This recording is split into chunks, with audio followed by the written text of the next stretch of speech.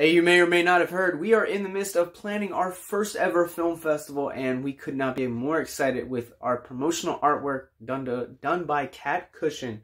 And this video is sponsored by her and her artistic endeavors, and you, yes, you watching this right now, can also have Kat do your wildest dreams come to life. Click the link in the descriptions below to get in touch with her.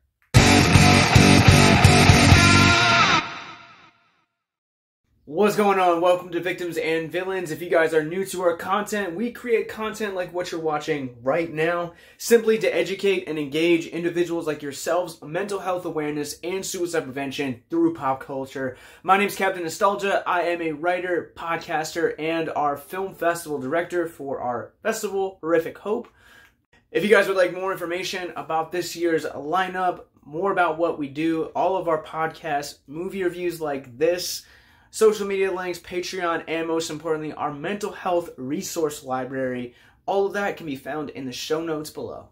Much like I said with Oma, this video should have been out sooner rather than later. And I took a mental health day yesterday because, well, this week has been quite trying. And we here at Victims and Villains take mental health very seriously. Now that we've made it through the introduction and we've been a little bit vulnerable with each other, let's talk about Ti West's return to horror with X. So I'm going to say this right off the bat, and I know I'm probably going to get some flack for this in the comments below, but I've never seen a Ti West movie. There were a lot of people, a lot of my friends were anticipating this movie because this was his return to the genre. I've never seen it. This is my introduction to him as a writer-director. And what a movie to be introduced to this gentleman.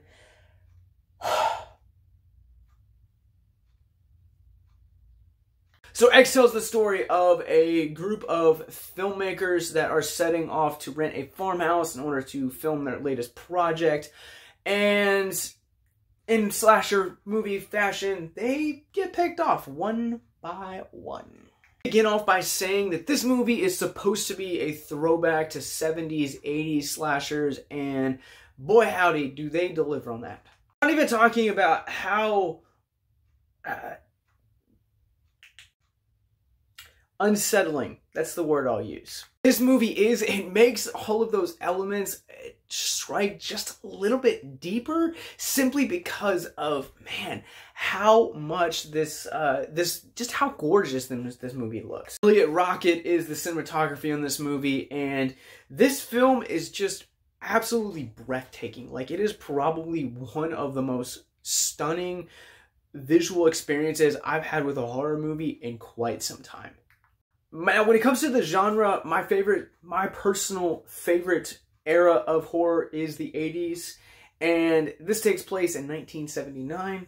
Now, don't get me wrong, there's a lot of bangers in the 70s as well. John Carpenter's Halloween, Alien, When a Stranger Calls, Texas Chainsaw Massacre, and really that list goes on and on and on and on. The 70s also gave us truly some of the most unsettling movies ever set to film. Looking at You, I Spit on Your Grave, Last House on the Left, Hills Have Eyes, and again, that list goes on and on and on. And Ti West and team absolutely stepped back into the 70s because X feels like a lost film made in that era brought to us today. It's like what Shudder did last year when they recovered the lost print of George A. Romero's The Amusement Park. The movie feels like it is from another era, and I have to say that that's what makes this film truly, truly unsettling.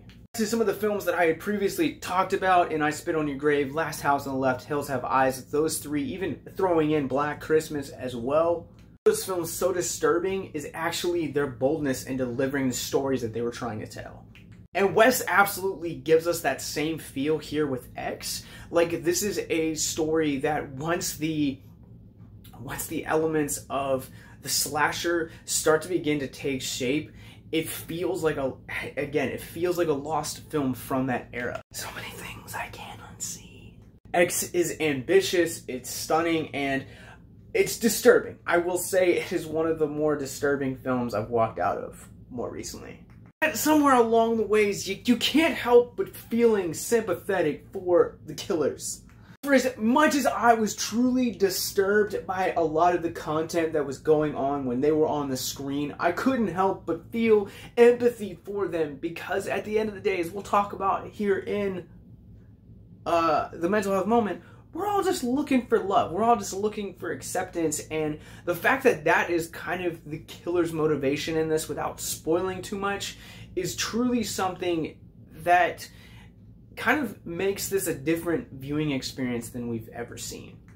Or at least I should preface that by saying that I've ever seen.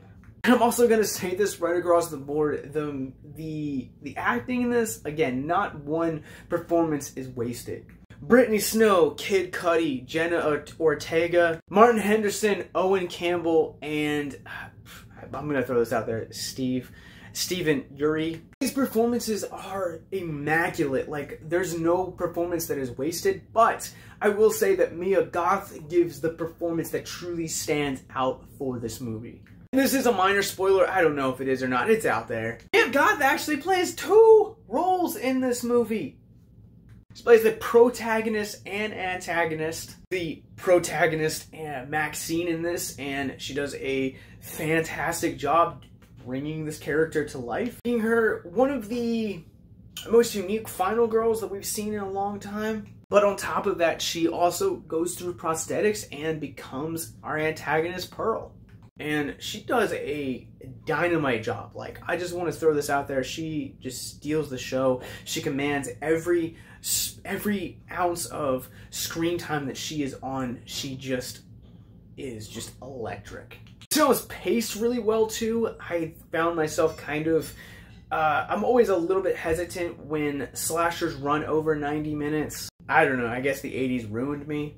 If there's enough content and character development that is being brought forth, I have a tendency to be like, you know what, I'm kind of here for this, because there's enough that is happening and there's enough that is going on with the camera angles and the characters being developed that this actually works. Clocking in at just 14 minutes shy of 2 hours, this movie gives audiences enough to sink their teeth into, because this movie is paced extremely well.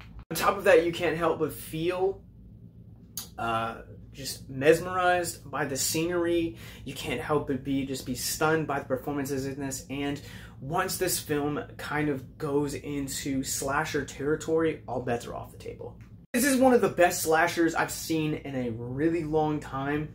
And I think a portion of what makes this slasher so effective is that it actually comes from a unexpected place and an unexpected motive that I haven't seen done in a movie of this scale. I'm going to go ahead and I'm going to give this a Rorschach rating before I ruin this movie. If you guys have seen this movie, share your thoughts below, but I'm going to go ahead and give X a 4 out of 5. I think this movie is stunning in just about every way possible. Not only that, when you walk away from a horror film, you should walk away with 2 experiences, one of which is either just be like, man, like, that is one of the most disturbing things I've ever seen and truly got under my skin, which X does, or man, that movie was just immensely fun. I will say that this movie is in no way, shape, or form a fun film.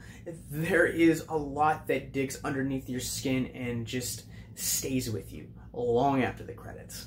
Speaking of credits, if you guys came to this for a spoiler-free review, I highly recommend staying after the credits, because there is a post-credit scene.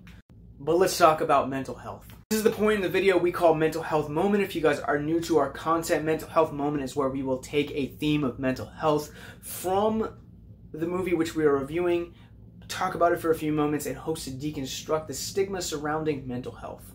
Pearl is probably one of the most fascinating characters that this movie presents. And I think through her character, this film speaks volumes a lot on not only how we as a society process the elderly, but also sexuality. And this is one of those movies that the least you know coming into it, the more effective it'll be. But I kind of want to just talk about her character arc throughout the course of this film, and I promise that this doesn't involve any spoilers whatsoever. What this boils down to is she just wants to feel loved and accepted. And I think that that's such a stunning element to add into the a horror movie like X. Because at the same time, we do this so oftenly and so frequently that I think we just consider it second nature. Like, it doesn't matter. Like, once you reach a certain age, like, your mental health just kind of stops becoming a priority, or that you're just not loved anymore past a certain age, or once you've reached a certain body type, like, you're considered ugly. All of these things West explores thematically throughout the course of this, but I want to talk about the fact that I just have to say that anyone watching this right now, like, first off, you are loved. You are absolutely loved and adored and cherished. And if you feel like the certain circumstances that you're currently in aren't reflective of that, it might be a time for a change of scenery. Oftentimes, in my experiences, the reason that we don't ever find or won't ever be given love or acceptance is because we're around the wrong people. Or we're trying to seek it from the people we think will make us happy, but in the end just leave us empty and void.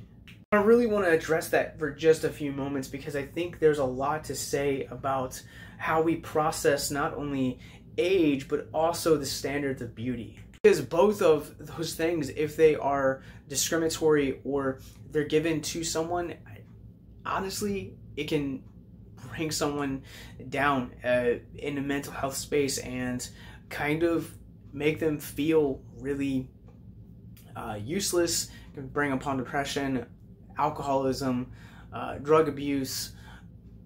That list goes on and on and on. Sometimes it can even result in things like suicide. So I would just challenge you as a viewer right now to look at your circumstances. If any of these things that I'm talking about sound like something that is all too familiar with you, I challenge you to change your perspective and to change your scenery. I'm coming from a standpoint of someone that had to do that within the last few years, and I can honestly say that I'm in a better headspace, in a better mental health headspace, but also in a much communal headspace as well. The right community and a community that is going to affirm you and truly be there for you really does make all the difference. I want to just throw this out there that if you or someone you know is in need of any mental health or suicide prevention resources, links are in the show notes below. That's it. Let us know what you guys thought about X. Have a good one.